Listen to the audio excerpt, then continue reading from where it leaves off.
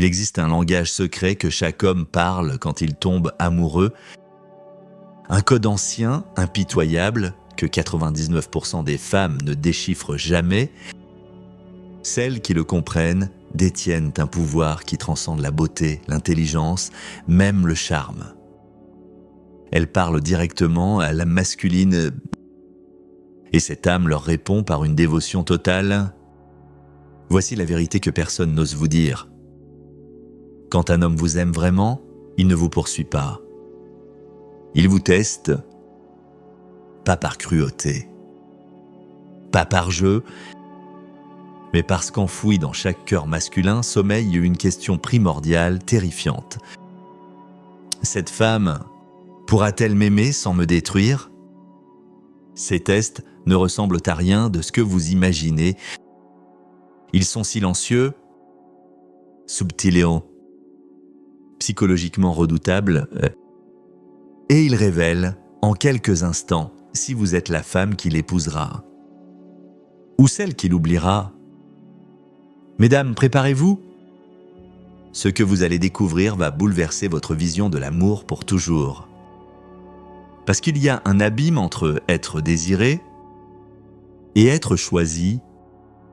Maintenant que vous connaissez l'existence de ces tests, laissez-moi vous révéler leurs formes exactes, car ils ne ressemblent à rien de ce que vous imaginez. Ils ne viennent pas avec des ultimatums criards ou des drames hollywoodiens. Non. Ils s'infiltrent dans les moments les plus tendres, les plus intimes, les plus vulnérables de votre relation. Et c'est précisément là que réside leur pouvoir destructeur ou révélateur. Il dit qu'ils vous aiment bien puis disparaissent. D'abord il s'ouvre, puis soudainement se retire. Un jour il est chaleureux, le lendemain glacial. Et vous vous demandez, est-ce qu'il tombe vraiment amoureux ou joue-t-il simplement avec moi ? Je vais vous dire quelque chose maintenant qui pourrait vous surprendre. Parfois, quand un homme tombe amoureux de vous, il ne se rapproche pas de vous. Il vous teste. Connaissez-vous cette sensation quand votre cœur commence à espérer, mais que votre instinct vous avertit que quelque chose ne va pas ? Quand son comportement vous épuise émotionnellement, mais vous vous sentez plus attiré vers lui que jamais. Si vous êtes une femme qui a vécu un profond chagrin d'amour et croit encore au pouvoir de la connexion authentique, alors cette conversation est pour vous. Aujourd'hui, nous levons le voile sur comment les hommes vous testent quand ils tombent amoureux et ce que ces tests révèlent sur lui et sur vous. Premier test, le silence qui parle. Il y a ce moment, silencieux, discret, invisible au monde extérieur, quand une femme réalise qu'elle est testée. Pas un grand moment dramatique. Non, le test est subtil, presque intime. Il arrête soudainement de rappeler. Ces messages semblent distants, évasifs tout d'un coup. Et vous vous demandez, ai-je juste imaginé la connexion ? Dans ce vide émotionnel, dans ce silence psychologiquement confus, quelque chose de primaire s'éveille. Suis-je en sécurité ? Suis-je même désiré ? Ou suis-je encore manipulé émotionnellement ? Ce que beaucoup ne comprennent pas, un homme qui tombe amoureux ne vous approche pas toujours. Parfois il recule silencieusement, presque imperceptiblement. Pourquoi ? Parce que l'amour est aussi dangereux pour lui.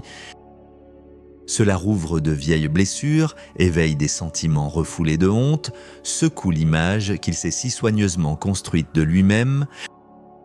Alors, il teste non par malice, mais par instinct.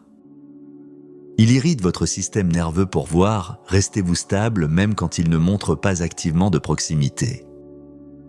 Pour une femme qui a vécu des liens traumatiques émotionnels ou des dynamiques narcissiques, toxiques, ce test ressemble à un déjà-vu. Son enfant intérieur, qui a appris que la proximité vient toujours avec l'insécurité, s'éveille. Elle n'a pas juste besoin de rassurance, elle en a besoin pour survivre. Et ici commence le vrai test, pas pour lui, mais pour elle. Parce qu'en ce moment, quand il se retire, son esprit devient un champ de bataille. Ai-je dit quelque chose de mal ? Perd-il l'intérêt? Dois-je me prouver encore? Mais si son silence n'était pas du rejet, si c'était un test de votre souveraineté émotionnelle. Une femme avec de l'estime de soi ne court pas après les miettes. Elle ne se perd pas dans la peur chaque fois qu'un homme se tait. Au lieu de cela, elle reste enracinée en elle-même, pas dans son attention, mais dans sa propre maturité émotionnelle. Elle sait que la vraie énergie féminine n'essaie pas de contrôler le résultat. Elle crée l'espace pour que la vérité se dévoile. Elle n'exige pas de proximité pour calmer son anxiété. Elle reste présente en se reposant dans sa propre valeur. Et l'homme, consciemment ou inconsciemment, observe non votre réaction, mais votre régulation. Pouvez-vous rester avec l'incertitude sans vous trahir? Choisissez-vous la dignité plutôt que le désespoir? Parce qu'ici réside le paradoxe du lien émotionnel.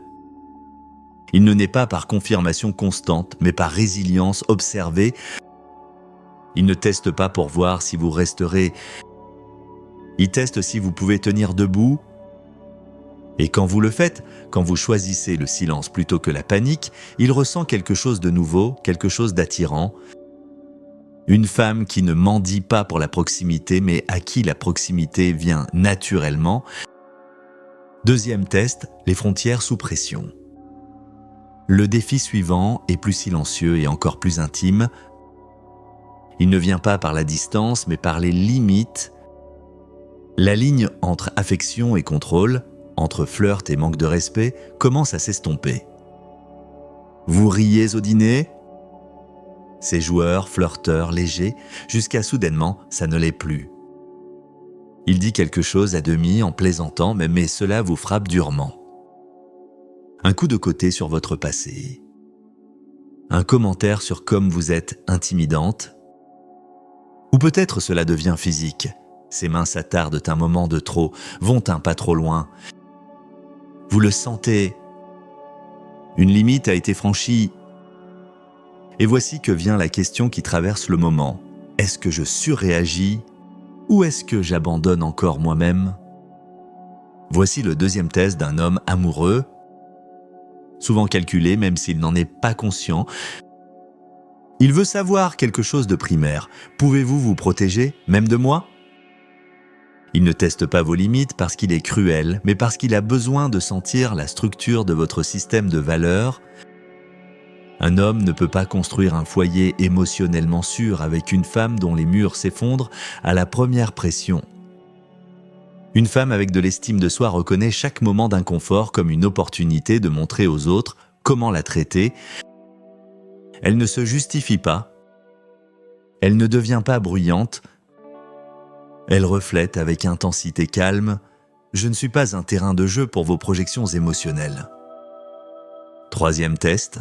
L'intimité, c'est la vulnérabilité. Il y a à peine quelque chose d'aussi confus que le silence après une vulnérabilité authentique. Un jour, il vous appelle magique, dit comme c'est facile de parler avec vous, comme vous êtes spécial. Et puis il se tait. Pas pour toujours, mais juste assez longtemps pour faire démêler votre esprit. Pourquoi fait-il cela ? Quand un homme commence à créer des liens émotionnellement, quand une vraie proximité prend racine, il teste souvent la stabilité du cadre. Il ne disparaît pas par cruauté, mais pour voir comment vous gérez l'inconfort de l'incertitude.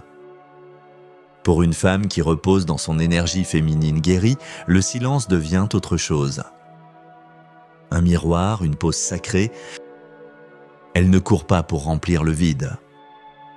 Elle est l'espace, ancrée, réactive, immobile. Un homme qui tombe amoureux veut savoir « Que faites-vous quand il ne nourrit pas la connexion ? Cassez-vous, confrontez-vous, retombez-vous dans d'anciens schémas. Ou faites-vous une pause, vous régulez-vous et continuez à vivre sans vous prouver pour sa présence ?» Quatrième test, tenir ses ombres. Parfois, le test vient par l'intimité.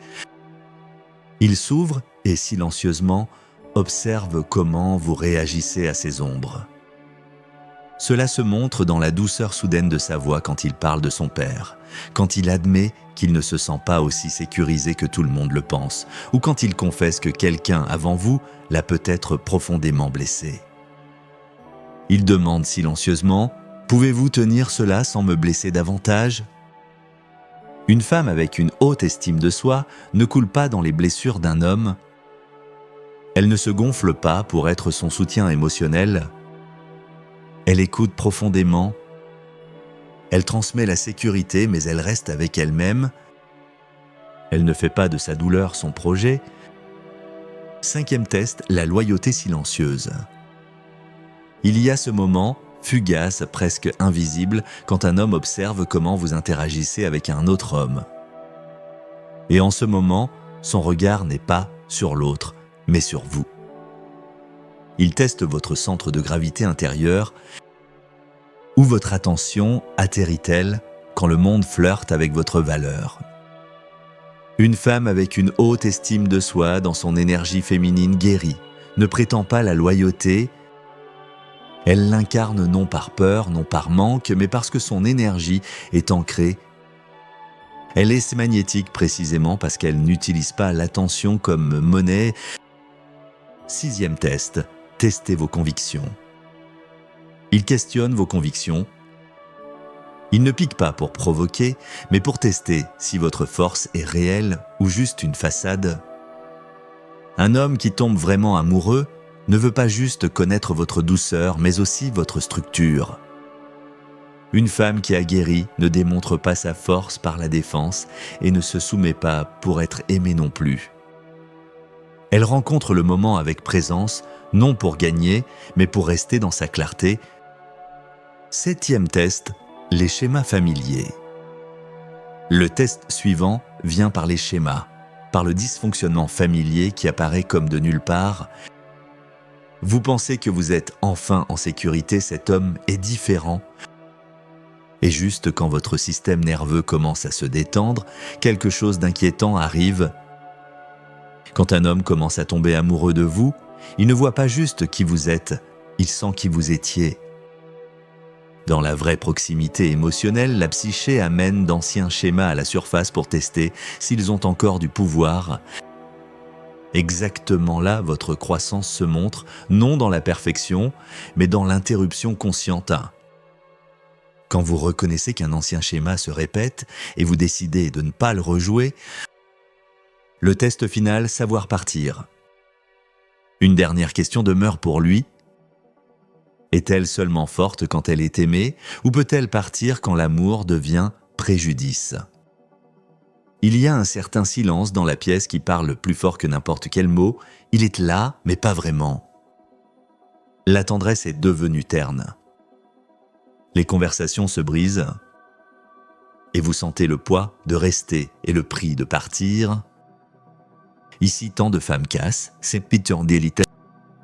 Elles se contentent de miettes et appellent cela patience.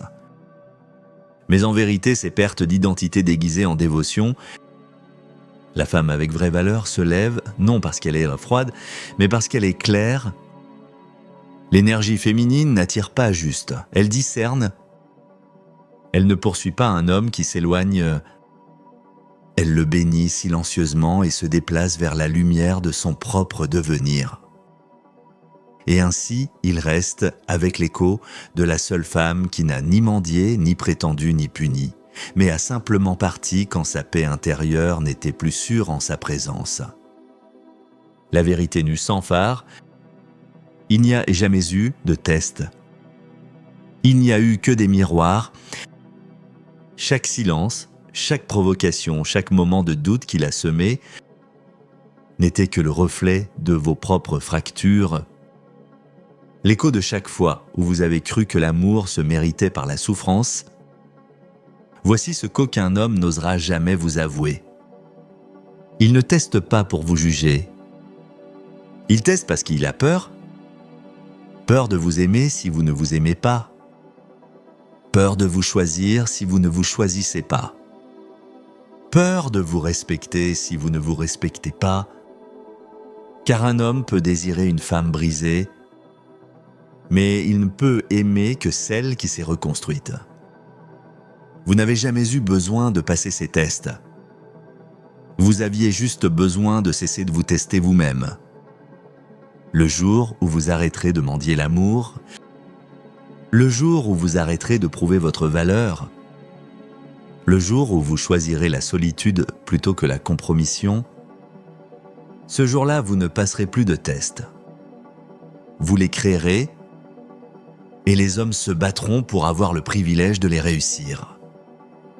Car la femme la plus dangereuse au monde est celle qui n'a plus besoin d'être sauvée. Elle sauve les autres.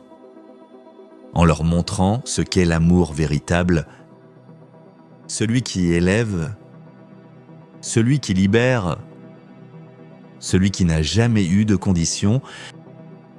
Vous l'avez toujours su. Il était temps de vous en souvenir. L'amour ne se gagne pas, il se reconnaît. En fin de compte, chaque test d'amour est vraiment une question.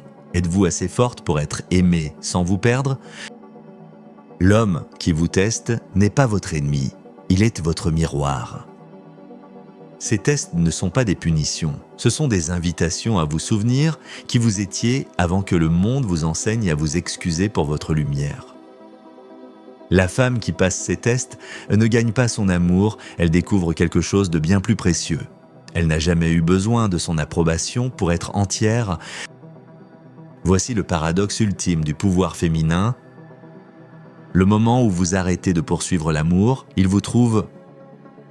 Le moment où vous arrêtez de prouver votre valeur, vous devenez inestimable.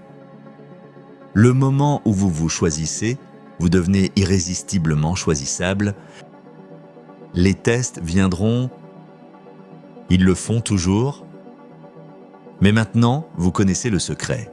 Vous n'êtes pas testé pour voir si vous êtes digne d'amour. Vous êtes testé pour vous souvenir que l'amour a toujours été digne de vous. Tenez-vous dans cette vérité. Le reste suivra.